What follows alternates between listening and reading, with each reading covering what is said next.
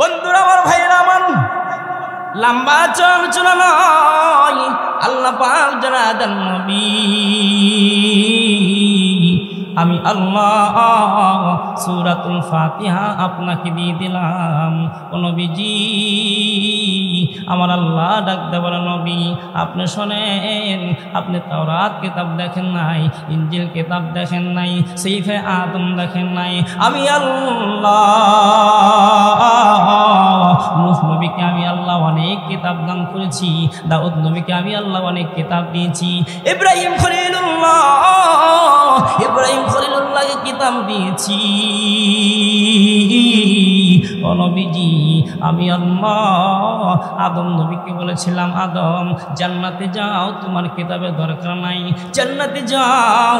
আল্লাহ পাক আদম নবীকে জান্নাতে দিয়ে দিলেন, আদি মাতা মা জান্নাতে দিয়ে দিলেন, জান্নাতের মধ্যে আল্লাহ ওপেন করে দিলেন। আল্লাহ পাক ডাক দিয়ে বলে, আদম ও হাওয়া, আমি আল্লাহ জান্নাত সুন্দর করে বানাইলাম, আদম হাওয়া জান্নাতের মধ্যে থাকবি, যেখানে ইচ্ছা সেখানে ঘুমাইবা, যা মন চাই তাই খাবা, হাযিহি শাজারাতা ফাতাকুনা মিনাজ জালিমিন। ও আদম হাওয়া শুনে না, এই জান্নাতের ভিতরে হরেক রকমের ফল গাছ আছে, হরেক রকমের ফল আছে রে আদম, কিন্তু আমি বলে দিলাম ওই জান্নাতের ভিতরে একটা গাছের তুমি ফল খাইবা না, একটা ফল তুমি খাইবা না, গাছের কাছে যাইবে না। বন্ধুরা আমার, ভাইরা আমার, আল্লাহ পাক জানা দেয়, ও আদম জান্নাতে যেখানে এখানে মন চাই খাও, যেখানে ইচ্ছা সেখানে তুমি ঘুমায়া যাও। আল্লাহ পাক বন্ধুরা আমার, আদম নবী জান্নাতের ভিতরে ফলটা খাইলেন, আল্লাহ পাক পয়গম্বর জান্নাত থেকে বহিষ্কার হলেন। আচ্ছা বলুন তো, জান্নাত পবিত্র না অপবিত্র? এ জবান খুলে বলুন, জান্নাত পবিত্র না অপবিত্র? আমি আপনি পবিত্র না অপবিত্র? কি পবিত্র না অপবিত্র? না রে মুসলমান, পবিত্র না। কারণ আমার আল্লাহ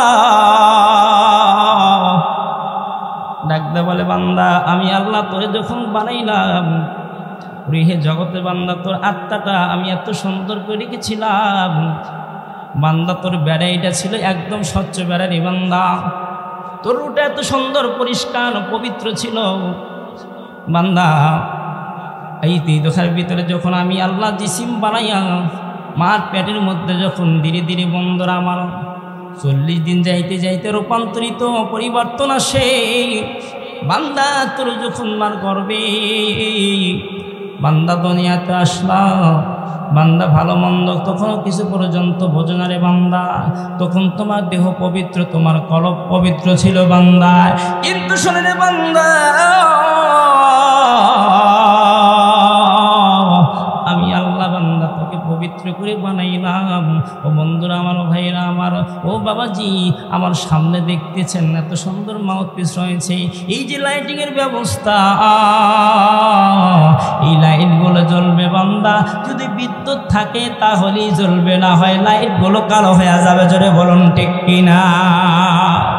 আমার আল্লাহ ডাকতে বলে, বান্দা আমি আল্লাহ তোর কলবের ভিতরে এমন একটা ব্যাটারি ফিটিং করে দিয়েছি রে বান্দা। দুনিয়ার বন্ধুরা আমার, হাতের মধ্যে একটা ফোন দেখতেছেন, এই ফোনটা বন্ধুরা আমার ব্যবহার করতে টিপতে টিপতে এক সময় চার্জ শেষ হয়ে যায়। জোরে বলুন ঠিক কিনা? এমন সময় যখন চার্জ শেষ হয়ে যায়, এই ফোনের স্ক্রিনটা তখন কালো হয়ে যায়, অন্ধকার হয়ে যায়। আমার আল্লাহ কয়, বান্দা শোন, তোর ভিতরে আমি আল্লাহ এমন একটা ব্যাটারি ফিটিং করে দিলাম বান্দা, 12 ভোল্টের ব্যাটারি না, আমি আল্লাহ কত দামি একটা ব্যাটারি তোর কলবের মধ্যে, তোর শরীরের মধ্যে ফিটিং করে দিলাম, জানোস নি বান্দা? ও বান্দা শোন, এই ব্যাটারির কারণে, এই ব্যাটারি এমন পাওয়ার দিয়েছি বান্দা, যাহার কারণে বান্দা তো 2টা চক্ষুর ভিতরে আলো দেয় রে বান্দা। এই ব্যাটারি যদি ভালো থাকে বান্দা, তোর হাত সচল থাকবে না, অচল হবে না, সচল থাকবি। ওই বেড়াই তোরা হাত চালাই বান্দা বেড়ারি পাওয়ারে বান্দা তুই পা দিয়ে হাঁটতে পারিস রে বান্দা তোর এই বেড়ারে দ্বারা চবন শক্তিকে আমি ঠিক রাখলাম ওই কলব দ্বারা বান্দা তোর চক্ষু ঠিক রাখলাম ওই কলব দ্বারা বান্দা তোর মেধা ঠিক রাখলাম ওই কলবে বেড়াই আছে বান্দা তোর হাতের আঙ্গুলগুলো আমি সতেজ রাখলাম কিন্তু আমার আল্লাহ ডাক বলে বান্দা যখন তোর এই ব্যাটারিটা ফিউজ হয়ে যাবে কিসের মাধ্যমে বান্দা তোমার মোবাইল টিপলে বান্দা তোমার ব্যাটারি চার্জ শেষ হয়ে গেলে মোবাইল অন্ধকার হয়ে যায় বান্দা গুনার কারণে বান্দা নাফরমানির কারণে বান্দা নামাজ ছেড়ে দেওয়ার কারণে বান্দি নাফরমানি করার কারণে বান্দি বেপরদা হওয়ার কারণে হালাল না খাওয়ার কারণে হারাম খাওয়ার কারণে বান্দা তোর ব্যাটারিটা দ্বন্দ্ব বন্ধুরা আমার তোর পাওয়ার কমে যায় একদম ড্যাম হয়ে যায় বান্দা তখন তোর আর ওই কলবটার ভিতরে ব্যাটারি যখন নষ্ট হয় ওই বান্দা তখন হালাল হারাম কিছুই চোখে পড়ে নজরে বলুন ঠিক কিনা বন্ধুরা আমার ভাইরা আমার আল্লাহ কই বান্দা আমি তোকে বানাইলাম পবিত্র করিয়া কিন্তু বান্দা গুনার কারণে তুই নাপাক হয়ে গেছিস রে বান্দা তুই নাপাক হয়ে গেছিস বান্দা এই জন্য আমার আল্লাহ আবার পবিত্র করার জন্য সুন্দর একটা সিস্টেম করে দিলেন সুন্দর একটা সিস্টেম করে দিলেন সেই সিস্টেম কি বান্দা বলে আর দেরি করবে না বান্দা তওবা যদি করতে পারো খালিস নিয়তে করতে পারো বান্দা আমি আল্লাহ তোর তওবা কবুল কইরা তোর এই 12 ভোল্টের থেকে দামি ব্যাটারির ভিতরে আমি আবার আল্লাহ পাওয়ারফুল ব্যাটারি 100% ভোল্ট দিয়ে দেব চিল্লা বলুন সুবহানাল্লাহ বন্ধুরা আমার ভাইরা আমার আজকে প্রথম অধিবেশন অনেক বড় বড় হাক্কানি ওলামা ইকরাম স্টেজের মধ্যে বয়ান করবে বন্ধুরা আমার সারা বাংলাদেশে আলম সৃষ্টিকারী বক্তা আল্লাহ এমন ইলম দিয়েছেন এমন ধার দিয়েছেন এমন দক্ষতা দিয়েছেন রফিকুল ইসলাম মাদানী ভাই স্টেজের মধ্যে চেয়ারে বসে বয়ান করবে আমরা দোয়া করি আল্লাহ ওনাকে হায়াতে বাঁচা রাখুক আমাদের এই পর্যন্ত আনার ব্যবস্থা করে দিয়ে সকলে বলুন আমিন বন্ধুরা আমার ভাইরা আমার দেখতে দেখতে ঘড়ির কাঁটা বাজবে এখন 8:30 আমার বয়ান হবে 9টা বন্ধুরা আমার বাবাজি আমি একটা আয়াতের মধ্যে আপনাদেরকে বলে দিয়েছিলাম সূরাতুল ফাতিহা আল্লাহ রাব্বুল আলামিন আখির জামানটা বলে দেয় নবী আমি আপনাকে সূরাতুল ফাতিহা কোরআনের ভিতরে এমন একটা সূরা দিয়েছি গো নবী আপনি আদম নবীর কিতাব পড়েন নাই দাউদ নবীর কিতাব পান নাই জাব্বুর নবীর কিতাব পান নাই ঈসা নবীর কিতাব পান নাই নবী শোনেন আমি যতগুলো নবী দুনিয়াতে আমি পাঠাই যে নবীজি সবার কিতাব আমি দান করেছি কিন্তু নবী শোনেন তাদের হায়াত ছিল লম্বা বান্দা ইবাদত করতে আমল করত বান্দা সওয়াব পাবে কিন্তু নবী শোনেন আমি আপনাকে এমন একটা কিতাব দিয়েছি গো নবীজি এই কিতাবটা যদি কোনো বান থেকে নিয়া আপনার পর্যন্ত যতগুলো কিতাব খতম দিলে যেই পরিমাণ সওয়াব তেলাওয়াত করলে যেই পরিমাণ সওয়াব আমি আল্লাহ এই একটা সূরার ভিতরে কোরআনে 114টা সূরার ভিতরে গো নবীজি ওই একটা সূরা দিয়ে দিলাম আপনার উম্মত উম্মতানিরা যদি ওই কোরআনের 14টা সূরার ভিতরে একটা সূরা তেলাওয়াত করে এত কিতাবগুলো ওই সকল কিতাব খতম করলে যেই পরিমাণ সওয়াব আমার আল্লাহ সেই পরিমাণ সওয়াব ওই সূরার মধ্যে দিয়ে দিয়েছেন চিল্লা বলুন মারহাবা লিল্লাহি তাকবীর বন্ধুরা আমার ভাইরা আমার সেই সূরা কোন সূরা আল্লাহ পাকের পয়গম্বর জানায়া দেয় সেটা হলো সূরাতুল ফাতিহা বলুন সুবহানাল্লাহ বান্দা সূরাতুল ফাতিহা পড়লে সকল কিতাবাদি যতগুলো কিতাব নবী আলাইহিস সালাতু ওয়াস সালামকে আল্লাহ দিয়েছিলাম সব পড়লে খতম করলে যেই সওয়াব সূরা ফাতিহা পড়লে বান্দার আমলনামায় হয় সেই সওয়াব কিন্তু আমার আল্লাহ কোরআনের মধ্যে জানায়া দেয় নবী আপনি বলেন ইয়াকা না'বুদু ওয়া ইয়াকা নাস্তাঈন ইয়াকা না'বুদু আমরা বলি আল্লাহ আপনার ইবাদত করি আপনার দাসত্ব করি এটা সাক্ষ্য দেওয়া ভালো কারণ আল্লাহ বলেছেন আমি বান্দাকে সৃষ্টি করেছি ইল্লা লিয়াবুদুন বান্দা আমার দাসত্ব করবে গোলামি করবে জোরে বলুন ঠিক কিনা বন্ধুরা আমার ভাইরা আমার আল্লাহ পাক জানা দেই বান্দা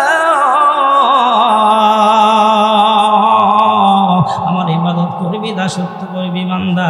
এটা হলো আমার আল্লাহ বলে দিলেন। ও নবীজি আপনি বলবেন তাদের কি, যাদের কোনো প্রয়োজন হয় আপাদে বিপদে বালা মুসিবতি, দুনিয়ার কোনো মানুষের কাছে সাহায্য চাইও না।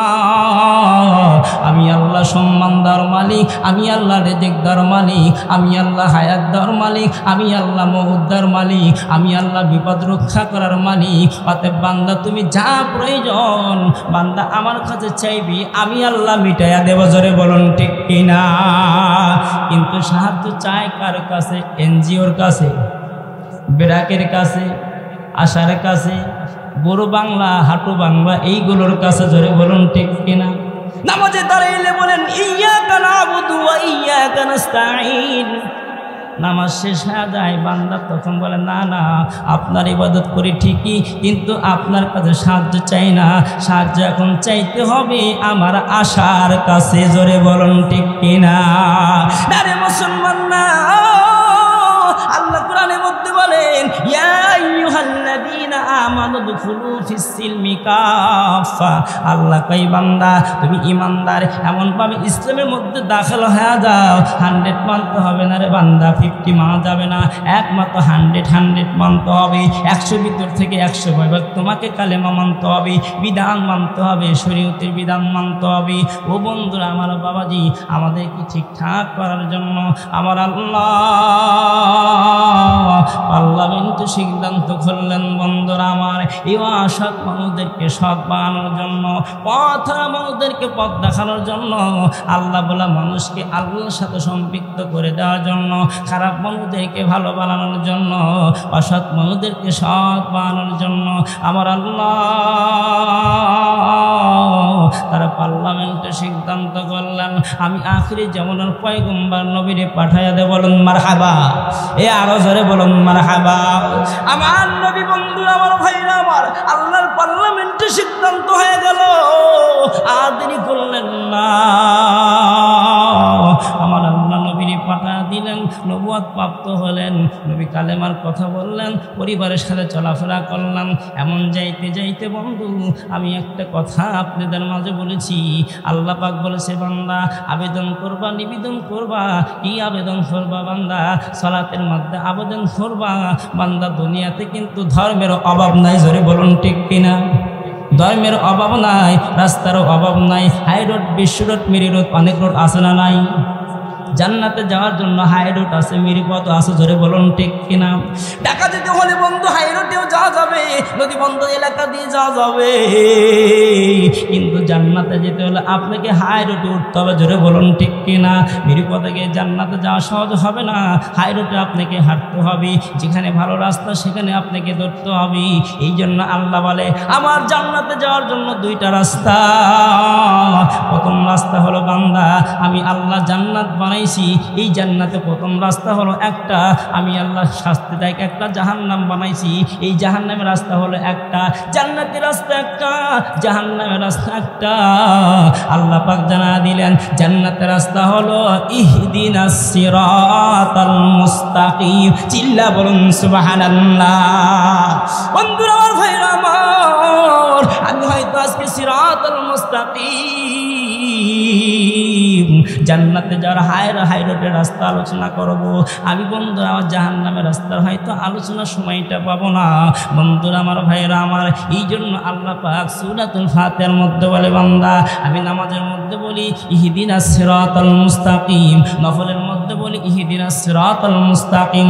বন্ধুরা আমি যখন তাহাজ্জুদের নামাজে দাঁড়ায় যাই, বান্দা হয়তো তোর প্রথম রাকাত কবুল নাও হতে পারে, বান্দা দ্বিতীয় সিজদা যদি কবুল হয় সেখানে আমি দিয়ে দিলাম ওই সূরাতুল ফাতিহা ইহদিনাস সিরাতাল মুস্তাকিম। বান্দা তোর প্রথম সিজদা কবুল হতে পারে, না হতে পারে, বান্দা দ্বিতীয় সিজদা তোর কবুল হতে পারে, না হতে পারে, বান্দা তৃতীয় রাকাতে আমি সূরাতুল ফাতিহা রেখে দিলাম, ওখানে আছে ইহদিনাস সিরাতাল মুস্তাকিম। বান্দা তুই চতুর্থ রাকাত বিশিষ্ট নামাজি, তৃতীয় রাকাত সিজদা যদি মাওলার দরবারে কবুল হয়, তোর আবেদন যদি কবুল হয়, আমি আল্লাহ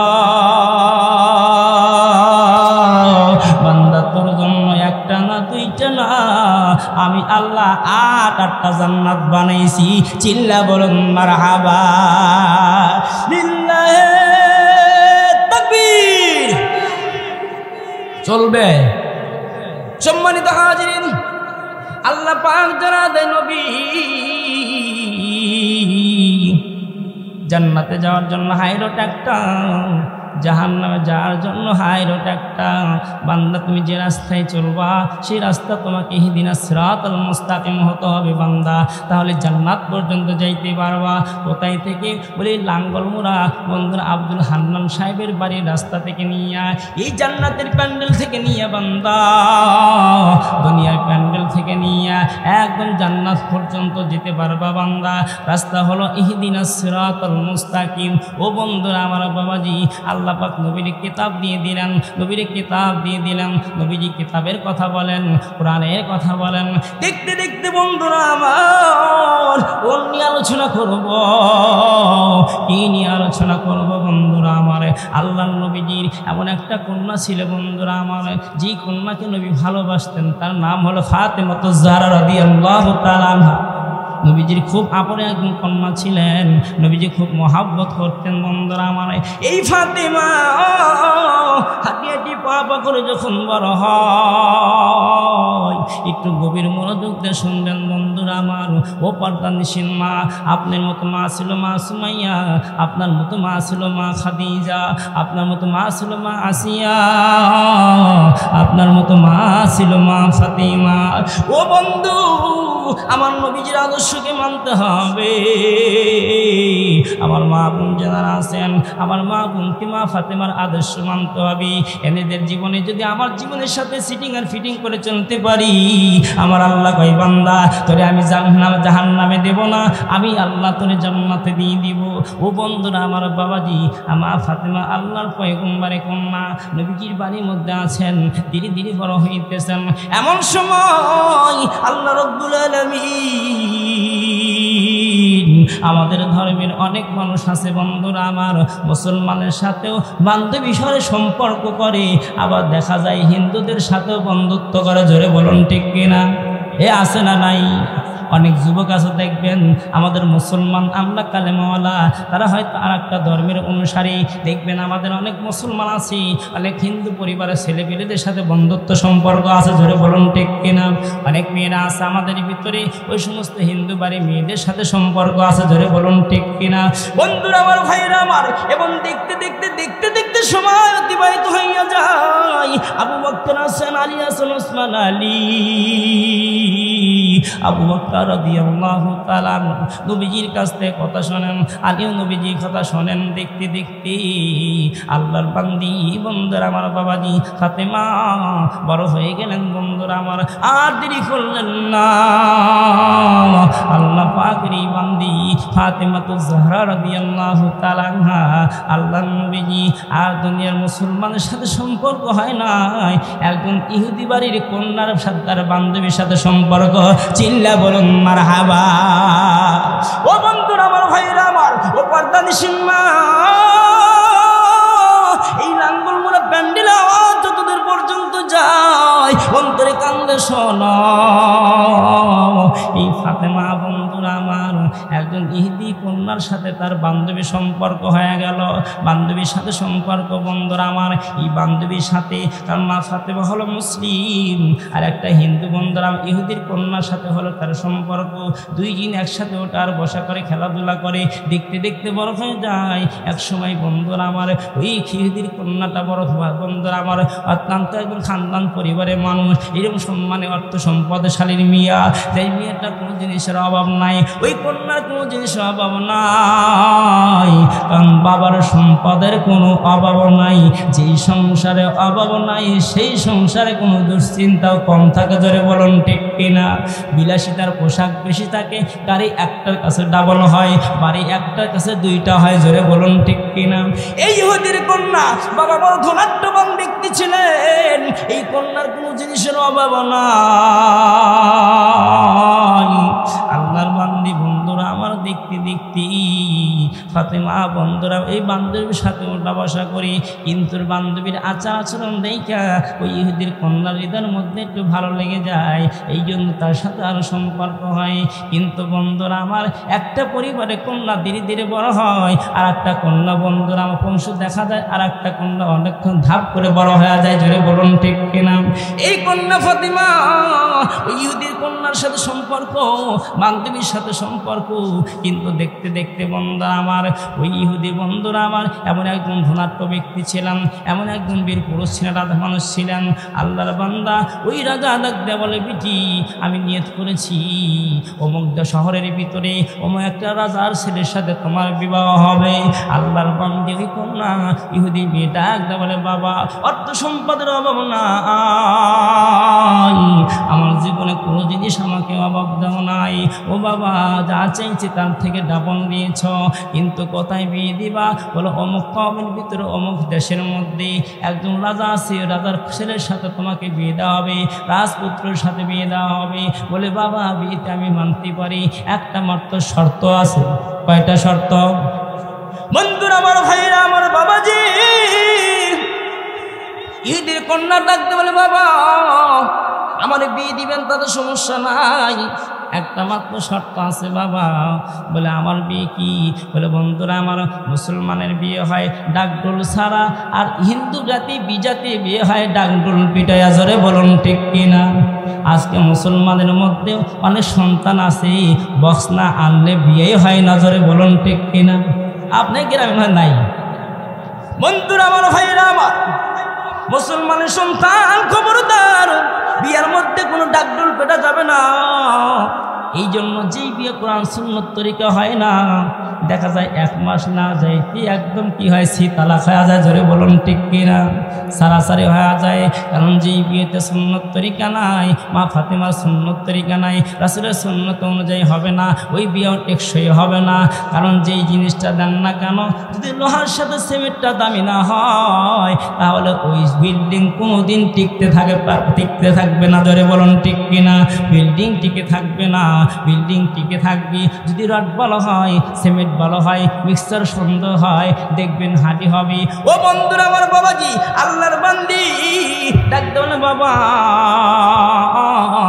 বিয়ে আমি বসতে পারি, আমার শর্ত হলো একটা, যদি এই শর্ত মানেন তাহলে আমি বিয়েতে রাজি।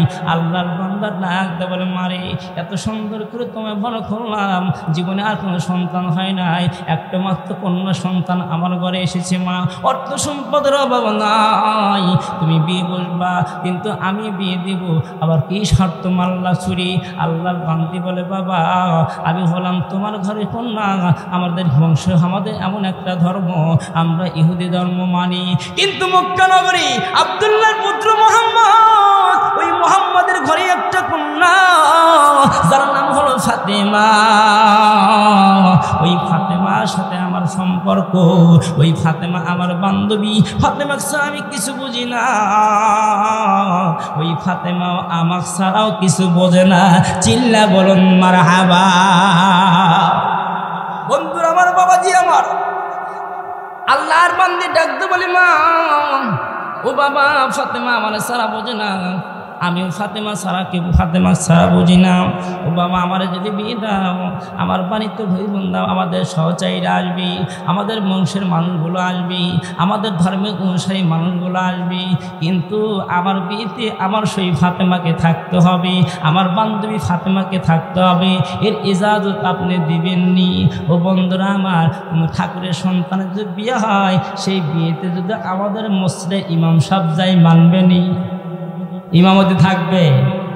বন্ধুরা আমার, ভাইরা আমার, আল্লাহর বান্দা, কারণ মুসলমানের মধ্যে হিংসা কম, বিজাতিদের মধ্যে হিংসা বেশি। আল্লাহর বান্দা ডাকতে বলে, মা তুমি যেই প্রস্তাব দিয়েছিলে মা, তোমার প্রস্তাব গ্রহণ করা হবে না। কারণ আমি ওই আব্দুল্লাহর পুত্র মুহাম্মদ সম্পর্কে জেনেছি, শুনেছি, তাদের ধর্মের মধ্যে তেমন কিছু নাই, অর্থ সম্পদ নাই, কিন্তু আমি হলাম বাদশাহ, আমার অর্থের অভাব নাই, সম্পদের অভাব নাই, কিন্তু আমার বাড়ি আসবে রাজারা, আসবে রাজপুত্ররা, আসবে কোটিপতি মানুষরা আসবে, এর ভিতরে ভিতরে যদি মুহাম্মাদের কন্যা ফাতেমা যদি বিয়াতে যদি অ্যাটেন্ড করে যদি আসি, তাহলে তার পোশাক তো আমি দেখেছি ভালো না, নোংরা পোশাক পরে আসবি, ময়লা পোশাক পরে আসবি, কম দামি পোশাক পরে আসবি, এত হাজার হাজার কোটি কোটি টাকা মানুষের খরচ করে আসবে আমার বাড়িতে, আর সমস্ত মানুষ এসে দেখে একটা গরিব মানুষ আমার বিয়েতে এসেছি, তোমার বিয়েতে অনুষ্ঠানে এসেছি, তাহলে তো আমার সম্মান থাকবে না, আমার কথা থাকবে না, আমার মাথাটা হেট হয়ে যাবে। বলে বাবা আমি একটা শর্ত দিয়েছি তোমাকে, তুমি আমার বাবা, আমি তোমার কন্যা, একটা শর্ত দিয়েছি বাবা, এই শর্তটা যদি তুমি পালন না করতে পারো তাহলে আমি বিয়াতেও রাজি না। আল্লাহর বান্দা বন্ধুরা আমার, যেতেই খরচ করেন না কেন, বর কনে যদি রাজি না থাকে বিয়াও হয় না, জোরে বলুন ঠিক কিনা। বিশেষ করে কন্যা যদি না হয়, কন্যা যদি রাজি না হয় জীবনেও বিয়ে হবে না, জোরে বলুন ঠিক কিনা। কারণ মুসলমান ধর্মের নিয়ম হলো বন্ধুরা, পুরুষের পক্ষে থেকে বরের পক্ষে থেকে কনের কাছে ইজাব করতে হবে। ওই পারে মেয়েটা আসবে সেই ইচ্ছায় চাপাচাপি না, দলাদলি না, পিড়াপিড়ি না, যদি ওই কন্যাটা সেই ইচ্ছায় তাকে গ্রহণ করে নেয় তাহলে বিয়া হবে, আর সে মেয়েটা যদি গ্রহণ করে না নেয় তাহলে কোশ্চিনকালে কবুল কবুল বললেও কবুল বলবে না, জোরে বলুন ঠিক কিনা। আল্লাহর নবীজি আল্লাহর পয়গম্বরের কন্যা ফাতিমা যারা রাদিয়াল্লাহু তাআলা আনহা, আল্লাহর বান্দি বলে শোনেন বাবা, একটা শর্ত দিলাম, ওই ফাতেমার আমার বিয়েতে আনতে হবে, আমি বিয়েতে আনতে হবে। আল্লাহর বান্দি বড় বান্দা টেনশনে পড়ে গেল, হায়রে আমার কন্যার বিয়ে দেব অমুক দেশের রাজার রাজপুত্রের সাথে, তাদের সব সম্পর্ক হয়ে গেছে, এখন যদি বিয়ে না দিই আমার তো মান থাকবে না। একটা শুনে মাল্ল বন্ধু আমার একটা শর্ত। আল্লাহর বান্দা ডাক দে বলে, ও মা, তুমি যত ফাতেমা না আসলে বিয়ে বসবা না, আমি তোমাকে বলে দিলাম, দেখো দেখো তো ফাতেমাকে বলো তার বংশের বাবার কুল থেকে, পাতৃকুল থেকে, পিতৃকুলের ভিতরে কোনো একজন ধনাঢ্য ব্যক্তি আছে কিনা, কোনো বাদশাহ আছে কিনা, যদি কোনো ধনাঢ্য ব্যক্তি থাকে, বাদশাহ থাকে, তাহলে চলবে, ওই ফাতেমাকে তোমার বিয়েতে আমি অ্যাটেন্ড করতে দেব, অন্যথায় দেব না। আল্লাহর বান্দা এই কথা যখন ইহুদি বলে দেয়, আল্লাহর বান্দি একটা চিঠি লেখা শুরু করলেন বন্ধুরা আমার, একটা খত লেখা শুরু করলেন। খত লিখলেন ফাতেমার শানে, ও ফাতেমা আমার বিয়ে ঠিক হয়ে গেছে, আমি বাবারে শর্ত দিয়েছিলাম তুমি যদি বিয়েতে না আসো আমি বিয়েতে রাজি নাই, আমি বিয়ে বসবো না, কিন্তু ফাতেমা আমার বাবা শেষ পর্যন্ত রাজি হয়ে গেছে, কিন্তু বাবা একটা শর্ত দিয়েছিলেন ফাতেমা, এই শর্ত দিয়েছি, শর্ত হলো তোমার বাবার বংশের ভিতরে কোনো ধনী মানুষ আসেনি, কোনো রাজা আসেনি, তোমার মতো বা তোমার মার বংশের ভিতরে কোনো রাজা বা ধনী মানুষ আসেনি, যদি হয় তাহলে আসতে পারবা, না হলে আমার বাবা মেনে নেবে না। মা ফাতেমা দৌড় মারছে, আল্লাহ এমন একটা ঘরে আমার জন্ম, আমার বাবা না খাইয়া পেটটা মুসলি দেয়া ধরে রাখি। ও বন্ধুরা আমার বাবাজি, আল্লাহ পাক যে নবীর উসিলা জান্নাত বানাইলো, জাহান্নাম বানাইলো, 7টা জাহান্নাম 8টা জান্নাত বানাইলো আমার আল্লাহ, আসমান বানাইলেন আমার আল্লাহ, জমিন বানাইলেন আমার আল্লাহ, চাঁদ সূর্য বানাইলেন আমার আল্লাহ, আদম হাওয়াকে বানাইলো আমার আল্লাহ, যে নবীর উসিলা এত সুন্দর আসমান জমিন আমার আল্লাহ বানাইলো। মা ফাতেমা ডাকতে বলে, আল্লাহ রে আমার বাবার উসিলা সব বানাইলা। আমার বান্ধবী প্রস্তাব দিয়েছে আমার মাতৃকুল থেকে একজন বাদশা মানুষকে পাঠাইতে হবে, একজন ধনী মানুষ থাকতে হবে, না হলে আমি যেতে পারবো না। কিন্তু আমার বাবা গরিব, অন্যের মানুষের ব্যবসার জিনিসগুলো নিয়ে অন্য অন্য দেশে যাইয়া ব্যবসা করেছে, তেজারত করেছে, কিন্তু আমার বাবা গরিব, আমার মা সেও তো গরিব। আল্লাহ আমাদের ভিতরে রাজা নাই, আমাদের ভিতরে কোনো বংশের কোনো কোটিপতি নাই, ও আমি কি করি? আল্লাহর বান্দি ফাতেমা বন্ধা দেরি করলাম না, নবীজি দরবারে চলে গেলেন। বন্ধুরা আমার, নবীজিকে যখন বলা হইল, ইয়া রাসূলুল্লাহ, ইয়া হাবিবাল্লাহ, ও নবীজি আমি হলাম ফাতেমা, আমি একজন ইহুদির কন্যার সাথে আমার সম্পর্ক বান্ধবী, আমার ওই ইহুদির বান্ধবীর বিয়ে হবে আব্বা, আর একটা চিঠি লেগেছে বাবা, এই চিঠির মধ্যে আপনি এইগুলো শর্ত দিয়েছে। আমার নবী ডাকতে বলে ফাতেমা চিঠি আমার সামনে আনতে হবে না, চিঠির মধ্যে কি লেখা আছে আমি আগেই পড়ে ফেলে দিয়েছি, চিল্লা বলুন মারহাবা। চিঠির ভিতরে কি আছে আমি আগেই জানি, আসলে তো তুমি দেখেই নাই, কিন্তু তুমি গায়েব জানে না।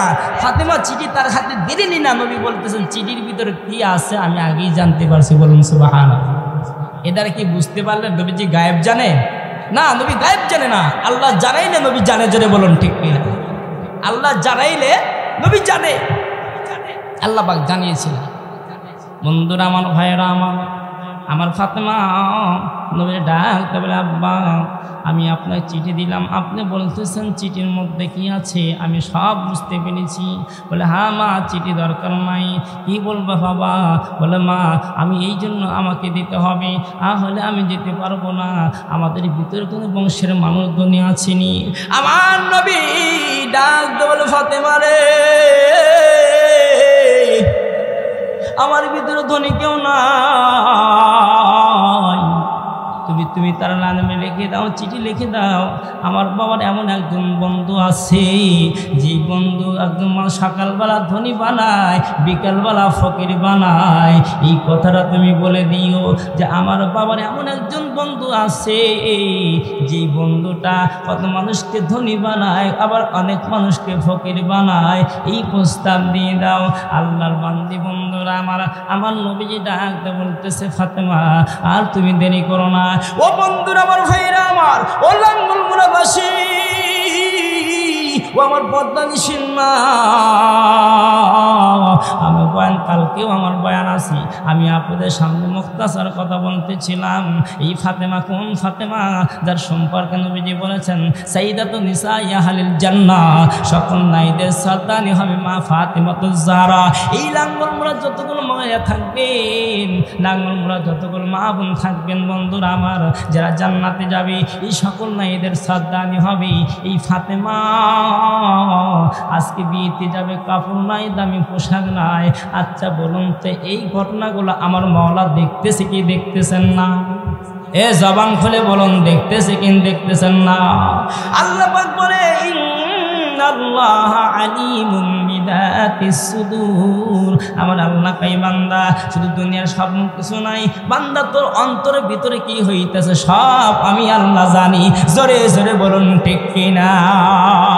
ও বন্ধুরা আমার, বাবাজি আল্লাহর বান্দা পয়গম্বর জানিয়ে দিলেন ও ফাতেমা তুমি কিন্তু সাধারণ মানুষ না। আমার আল্লাহ ডাকতে বলে ও নবীজি আমি আপনাকে শিক্ষা দিলাম। ফাতেমা দেরি করলেন না। আল্লাহর বান্দা বন্ধুরা আমার, এই ফাতেমা তাহারত অর্জন করে ওযু কইরা বন্ধা 2 রাকাত নামাজ পড়ার জন্য দাঁড়িয়ে গেলেন। যায় নামাজের মুসাল্লায় দাঁড়িয়ে গেলেন। যায় নামাজের মুসাল্লায় যখন বসে গেলেন নামাজ কমপ্লিট করলেন। কারণ আল্লাহ পাক শিক্ষা দিয়েছে বান্দা আপদে বিপদে বালা মুসিবতে অভাব অনটনায় কোনো জিনিস যদি প্রয়োজন হয়, বান্দা তুমি আশার কাছে যাও না, এনজিওর কাছে যেও না, বিরাকের কাছে যেও না, বুড়ো বাংলার কাছে যেও না। ওয়াইদা সাআলাকা ইবাদি আন্নী ফাইন্নী করিব। আমার আল্লাহ ডাকতে বলে বান্দি তোমার সংসারে অভাব থাকতে পারে, তোমার সংসারে অভাব থাকতে পারে, তোমার সংসারে স্বামীর চাকরি নাই, তোমার স্বামী বেতন পায় না, কামাই খুঁজতে পারে না, খরচ চালাইতে পারে না। বান্দার টেনশন করো না, বান্দির স্বামীর বকা দিও না, স্বামীর জ্বালা দিও না, স্বামীর প্যারা দিও না, স্বামীর কষ্ট দিও না। ও বান্দি 2 রাকাত নামাজ পড়ার জন্য গভীর রাতে তাহাজ্জুদ নামাজের মধ্যে পড়ে যাও আর আল্লাহর কাছে চাও। আল্লাহ নিজেই বলে দিয়েছেন ওয়াইদা সাআলাকা ইবাদি আন্নী ফাইন্নী করিব। বান্দা চাইবি তো পেয়ে যাবি। স্বামী যদি খারাপ হয় দোয়া কর, বান্দা তোর স্বামী ভালো হয়ে যাবে। বান্দি তোর কুটানো যদি চাল না থাকে, বান্দি দোয়া কর, আমি আল্লাহ তো পরিবর্তন করে দেব। কারণ মা ইউসে না হো আহাল জমি আপনা খতাসি তাকদীরি বদল যাতে মুসু তরকে দোয়াসি। আমার আল্লাহ ডাকতে বলি বান্দা দুয়ার দ্বারা ভাগ্য পরিবর্তন হয়, জাহান্নামী মানুষগুলো জান্নাতে যায়, খারাপ মানুষগুলো ভালো হয়ে যাবে। ও বন্ধুরা আমার, ভাইরা আমার, এই ফাতেমাতু জাহরা রাদিয়াল্লাহু তাআলা শেষ পর্যন্ত বন্ধুরা আমার ফাতেমা 2 রাকাত নামাজ কমপ্লিট করছেন। আমার আরশে আজিমের মালিক, জান্নাতের মালিক আমার আল্লাহ ডাক দে বলে, জিবরাইল, আমি পয়গম্বরের মাধ্যমে ফাতেমাকে জানা দিয়েছি সাইয়্যিদাতুন নিসাই আহলিল জান্নাহ, আমার হাসান হোসেনের মা ফাতেমা আজকে বিয়ে খাওয়ার জন্য যাইবে, তার ভালো পোশাক নাই, এই জন্য কাফের বেঈমানরা তাকে অ্যালাউ করতেছে না।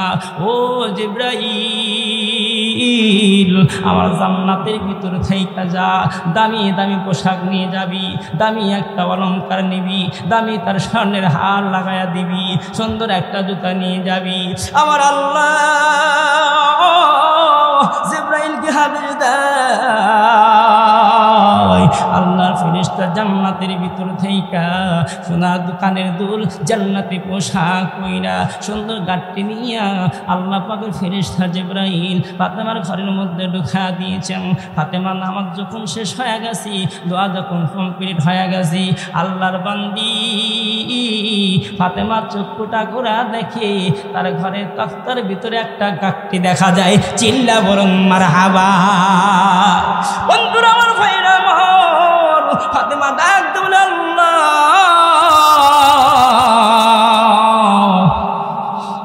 আল্লাহ, আমার ঘরের মধ্যে তো কোনো পর পুরুষ আসবে না, আমার ঘরের মধ্যে তো কোনো বেগানা নারী পরে প্রবেশ করতে পারবে না, আমার ঘরের মধ্যে কি আইলো, আমার ঘরে তো সিটকারি দেওয়া, আমার ঘরের মধ্যে তো কোনো মানুষ আসার প্রশ্ন আসে না, কারণ আমি এমন একজন কন্যা, এমন একজন পয়গম্বরের কন্যা।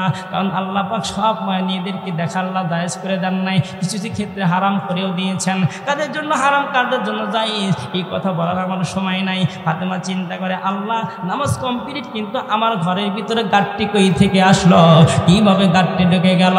আল্লাহর বান্দী চিন্তা করলেন, তাহলে ব্যাপারটা কি? এই গাড়টির টোপলাটা নিয়ে আমি সংক্ষিপ্ত করে দিলাম।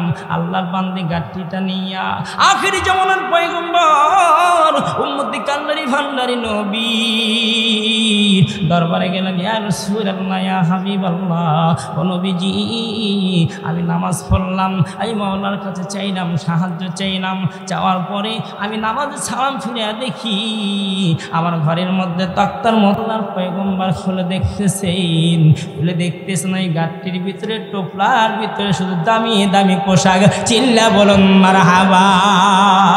বন্ধুরা আমার, ভাইরা আমার, দামি দামি পোশাক আল্লাহ পাক জিবরাইল এসে জানা দেয়, ইয়া রাসূলুল্লাহ, ইয়া হাবিবাল্লাহ, নবীজি, আল্লাহ পাক যার কথা বলেছেন জান্নাতীদের সর্দানি ওই ফাতেমা, আজকে ফাতেমা জান্নাতে যাবে, বিয়েতে যাবে, তার পোশাক নাই, কাফের বেঈমানরা নাক ছিটকাইছে, আমার আল্লাহ সহ্য করতে পারে নাই। আমার আল্লাহ জানায়া দেয়, ফাতেমাকে ডাক দেবে, ও আমার ফাতেমা, আর দেরি করো না, তোমার জন্য আল্লাহ স্বয়ং জান্নাত থেকেই ব্যবস্থা করেছেন। আব্বা কেমনে করলো? ভাই বাবা শুনো, মা, তুমি আমার ফাতেমা, তুমি আমার কন্যা, তুমি তো আমার জান্নাতের, আল্লাহ জান্নাতে হাই রোডের মধ্যে আছো, কারণ ইহদিনাস সিরাতাল মুস্তাকিম। ফাতেমা, তুমি তো জান্নাতের রাস্তার মধ্যে ছিলে, যার কারণ জান্নাত থেকে ডাইরেক্ট তোমার পর্যন্ত জান্নাতের পোশাক আমার আল্লাহ পাঠায়া দিয়েছে। চিল্লা বলুন মারহাবা। লিল্লাহি তাকবীর। চলবে সময় তা হাজিরিন, চলবে না, বন্ধ থাকবে। সম্মানিত হাজিরিন, সংক্ষিপ্ত আলোচনা, হুজুর আসবে তো বান শেষ। আল্লাহর বান্দি ডাক বলে, বন্ধুরে, আল্লাহর পয়গম্বর জানা বলল, ফাতেমা, তুমি তো এখন জান্নাতের হাই রোডের মধ্যে আছো, এই জন্য আল্লাহ সরাসরি ডাইরেক্ট জান্নাত থেকে তোমার জন্য পাঠাইছি। ও বন্ধু শুনে না, আল্লাহর বান্দা, বন্ধুরা আমার, ফাতেমা, বন্ধুরা আমার পোশাকটা নিয়ে আল্লাহর নবীজি বললেন, ও আমার ফাতেমা, এই জান্নাতে পোশাক পইরা তুমি জান্নাতে এই বাড়িতে যাইবা, ইহুদির বাড়িতে যাইবা, কিন্তু খবরদার খবরদার, সব মেহমানরা যেই দরজা দিয়ে প্রবেশ করেছে, ফাতেমা তুমি সেই দরজা দিয়ে প্রবেশ করতে পারবা না। আল্লাহর পয়গম্বর আদেশ করেছে। আল্লাহর বান্দি ফাতেমা ডাকতে বলতেছে, ও আমার বান্ধবী, আমি তোমার বাড়িতে যেতে পারি, সব মেহমান যেই দরজা দিয়ে ঢুকেছে, আমি কিন্তু সেই দরজা দিয়ে যাব না, আমাকে একটা পৃথক দরজাটা ঢুকাইতে হবে, একটা বন্ধ দরজাটা আমাকে দিতে হবে। আল্লাহর বান্দি বলল ঠিক আছে ফাতেমা তুমি আসো, তোমাকে ভিন্ন দরজা দিয়ে আমি রিসিভ করব। আল্লাহর বান্দি যখন আসলেন, আল্লাহর পয়গম্বরের কন্যা ফাতেমা আসলেন, আসার সঙ্গে সঙ্গে বন্ধুরা আমার অন্য একটা দরজা দিয়ে আসতেছি। আর ওই বিয়ে বাড়িতে বন্ধুরা রাজার স্ত্রীরা আর রাজার কন্যারা উপস্থিত রয়েছেন। ফাতেমার ওই সকল কাপড় সুপড় দেখা আল্লাহর বান্দিগুলো জমিনের মধ্যে বেহুশ হয়ে পড়ে গেছে। চিল্লা বলুন মারহাবা।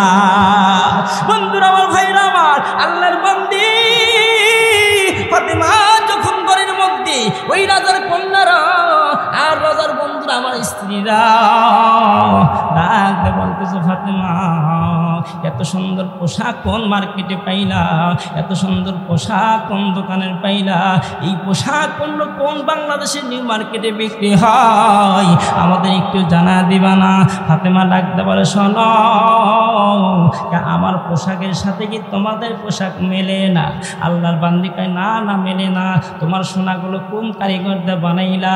তোমার পোশাকটা তুমি কোথায় পাইলা? তোমার পোশাকের সাথে আমার পোশাক মেলে না। আল্লাহর বান্দি রাজার বাদশা রাজার বন্ধুরা কন্যাগুলো যাইয়া বলে বাবা আমাদের কোন পোশাক কিনে দাও। মুহাম্মাদের কন্যা ফাতেমা তার গায়ের মধ্যে এত দামি দামি সোনা দেখতেছি, আর দেরি করো না, তাহলে বলে দাও তো সেখানে ঢুকতে গেলে কি কি লাগবে? বলে সেখানে ঢুকতে গেলে তোমাকে প্রথম পড়তে হবে লা ইলাহা ইল্লাল্লাহু মুহাম্মাদুর রাসূলুল্লাহ। সকলেই বলুন সাল্লাল্লাহু আলাইহি ওয়াসাল্লাম। ও বন্ধুরা আমার, ভাইরা আমার, ফাতেমা দোকানের রাস্তাটা বলে দিলেন, জান্নাতের কথা বলে দিলেন, জান্নাতের রাস্তা বলে দিলেন, এত সুন্দর করে জানা দিলেন, কালেমা পড়া দিলেন, মুসলমান হয়ে গেল, জান্নাতে হয়ে গেল। এই কেমন নবনী ছিলেন সাইয়্যিদাতুন নিসাই আহলিল জান্নাহ, সকল নারীদের সাদানে ফাতেমা। আমার আল্লাহ ডাক দে বলে জিবরাইল আমি ফাতেমারে এত ভালোবাসি, আমি ফাতেমারে এত মহব্বত করে জিবরাইল তোমরা শুনে নাও। মালাকুল মউত কোথায় গেলা? আমি আল্লাহ আদেশ করলাম এই মুহূর্তে ফাতেমার জান কবজ করার জন্য। ও বন্ধু আমার, ভাইরা আমার বয়ান একটার উপর, আমার প্রাসঙ্গিক আলোচনা নাই, সময় যাওয়া তো 1 ঘন্টা, 1 ঘন্টার ভিতরে বয়ান করা যায় না। এরপরে কারসার দিয়া একটা সাথে আর একটা মিল রাইখা আমি আপনাদের সামনে বয়ান করতেছি। এই ফাতেমার হায়াতের মোমবাতি শেষ হয়ে যায়, কারণ মানুষ মারার পূর্বে 40 দিন পূর্বে সে বুঝতে পারে দুনিয়াতে থাকবে না। ধরে বলুন ঠিক কিনা? অনেক মানুষ বোঝে, অনেক মানুষ বোঝে না। ইত্তাকু ফিরাসাতুল মুমিনিন, মানুষের মনের ভিতরে এমন একটা কলব আছে, আপনি সেখানে প্রশ্ন করলেই আনসার দিয়ে দিবে। এই ফাতেমা আল্লাহর নবী পয়গম্বর চলে গেছেন, দুনিয়া থেকে বিদায়। এই ফাতেমা আলীর সাথে কথা বলে না, আলীরকে ডাক দেয় না, আলীর সাথে তেমন আর ভালোবাসা নাই, কারণ বাবা হারাইতি, আবার বাবা হারাইল ফাতেমা। এই ফাতেমা বন্ধুরা আমার ভরাক্রান্ত নিটাই নিয়া কথাও তেমন বলে না, খাবারও তেমন খায় না। হাসান হুসাইনের প্রতি আদর নাই, আদর কমা দিয়েছে, কারণ রহমত পয়গম্বর নাই। এই ফাতেমা বন্ধুরা আমার হঠাৎ কইরা 6 মাস একদিন যখন পার হয়ে যায় নবীজির ওফাতের পর, হঠাৎ কইরা হাসান হোসেনকে ডাক বলো আমার সন্তান হাসান হোসেন রে, আমি আয় বাবা আয়, আমি আজকে তোদের নিজের হাতে একটা গোসল দিয়ে দেব, আমি তোমাদেরকে গোসল দিয়ে দেব। ও বন্ধুরা আমার গোসল দিয়ে দিতেছেন। হযরত আলী ডাক দিয়ে বলতে ফাতেমা 6 মাস একদম হয়ে গেল, এই পর্যন্ত ভালোভাবে কথা বলতে পারো নাই, আমার সাথে তেমন ভালোবাসা দেও নাই। বলেন ও আমার পয়গম্বরের সাহাবী স্বামী গো আলী, আমার মনে হইতেছে আমি আর বাঁচবো না, এই রাইতেই আমি দুনিয়া থেকে বিদায় হয়ে যাব। আলী ডাকতে বলে ফাতেমা আজকে রাতে তুমি বিদায় হয়ে যাইবা? বলে হ্যাঁ স্বামী, আমার হৃদয়ের মধ্যে কেমন জানি লাগতেছি, আমি হয়তো বাঁচবো না, কিন্তু আমার বড় দাবি হইল আমার হাসান হুসাইন তো বুঝবে না, আমার হাসান হুসাইন হয়তো টের পাবে না, আমি হাসান হুসাইনকে বলতে চাই না। ফাতেমা বলে বন্ধুরা কিতাবের মধ্যে পাওয়া যায়, আর হাসান হুসাইনকে ফাতেমা বুকের সাথে জড়া ধরে কান্দি, ডাক বলে হাসান হুসাইন রে বাবা তোরা ভালো থাকবি, বাবা মানুষের সেবা করবি, ভালো কথা বলবি, বাবার সাথে খারাপ আচরণ করবি না। ফাতেমা এই ব্যাপার দেখা হাসান হুসাইন ডাকতে বলে মা আজকে কেমন যাও কি ভালোবাসা দিতেছ মা। আল্লাহ নবী বন্ধুরা আমার ভাইয়েরা আমার ফাতেমা বন্ধুরা বুঝতে দিলেন না যে আজকে আদরি তার শেষ আদর হয়ে যাচ্ছে, আজকে সন্তানকে দেখা শেষ সংসার দেখা হয়ে যাচ্ছে, আর আলীর সাথে দেখা হবে না, ফাতেমা হাসান হুসেনের সাথে কথা বলতে পারবে না।